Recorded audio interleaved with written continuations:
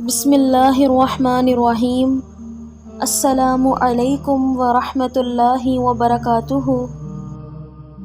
لوگو، کثرت سے توبہ استغفار کرو، کیونکہ رسول اللہ صلی اللہ علیہ وآلہ وسلم نے فرمایا، بے شک اللہ تعالیٰ اس وقت تک بندے کی توبہ قبول کرتا رہتا ہے جب تک موت کی کیفیت طاری نہ ہو۔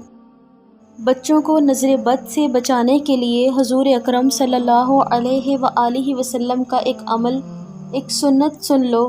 جب حضرت حسن اور حضرت حسین بیمار ہوتے تھے تو بخاری کی حدیث ہے کہ حضور اکرم صلی اللہ علیہ وآلہ وسلم یہ دعا پڑھتے تھے، اعوذ بکلمات اللہ التامات من کل شیطان وہامات ومن کل عین لامات۔ میں اللہ کے کلمات تامہ کی پناہ لیتا ہوں ہر شیطان اور زہریلی بلا کے شر سے اور ہر لگنے والی نظر بد کے شر سے۔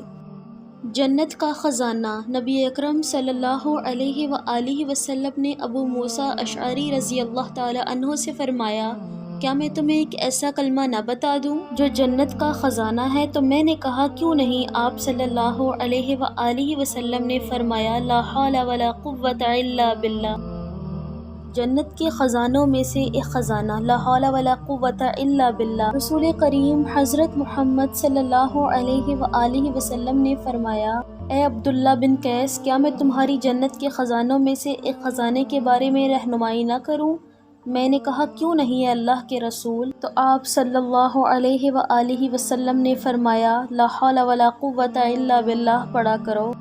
درخت لگانا صدقہ جاریہ ہے۔ نبی کریم صلی اللہ علیہ وآلہ وسلم نے فرمایا، اگر کوئی مسلمان کسی درخت کا پودا لگاتا ہے اور اس درخت سے کوئی انسان یا جانور کھاتا ہے تو لگانے والے کے لیے وہ صدقہ ہوتا ہے۔